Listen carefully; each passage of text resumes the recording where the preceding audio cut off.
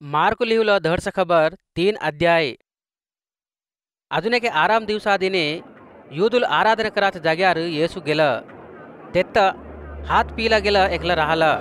आराम दिवसादिनी येसू त्यात धड करते होसे म्हणून त्याही देखत राहिले. काहले म्हटल्या त्यांनावर निंदे मोपाव म्हणून त्यांचा उद्देशम. येसू हात पिला जाऊन राहिल्या संग अख्ख्यांपुढं उभं होई म्हणून सांगलन. तवर त्यांना त्या संग आराम दिवसादिने कोणतं करणं धड, कीड करणं की मेल करणं की जीव हेन की वाचवणं की म्हणून हटकलन. पण त्याही उगीच राहिले.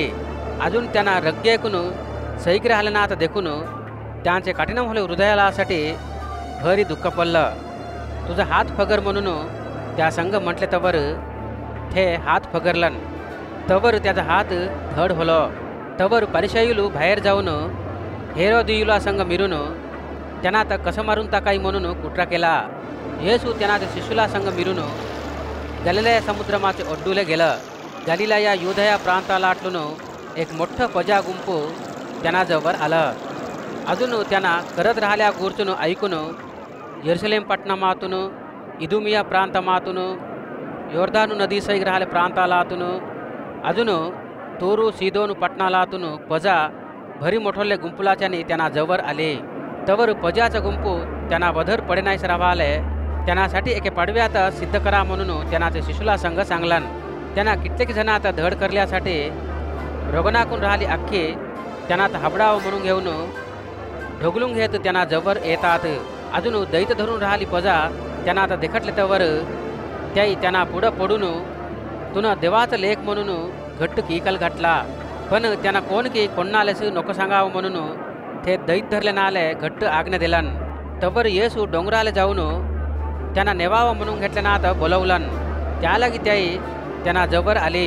अजून त्यांना 12 जणात एरपाट करून घेतले. शिशुलाच्याने इंचून घेऊन त्याही त्यांना संग राहावं म्हणून आणि धडचा खबर प्रचार करासाठी त्यांत धडावं म्हणून निक्रम केलन.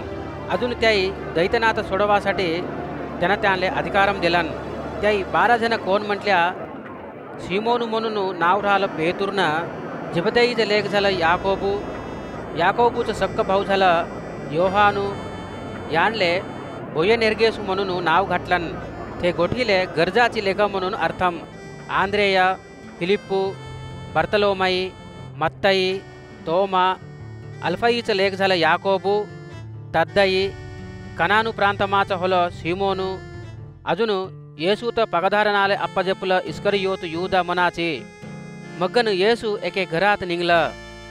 तवर पजाचा गुंपू अजून एक डाव जमा होण्याकून त्याही खाणंसुगा नाही खाऊ सका.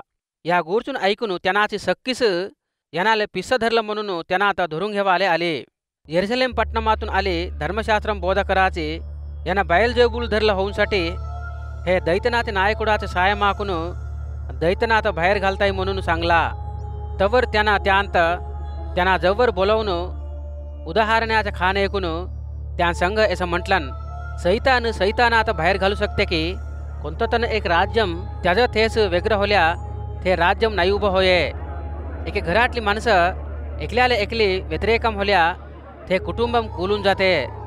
सैतान त्याचं ते व्यतिरेकमाकून उठून वेगळं पडल्या त्याचे अधिकारम उभं होय नाहीस कूलून जाते. अगदी बड राहिल्यात भांडू घातले का शिवाय कोणीच ते बड राहिल्याच्या घरात चोरा पडून त्याचं सामान पाईक नाही करू शकत.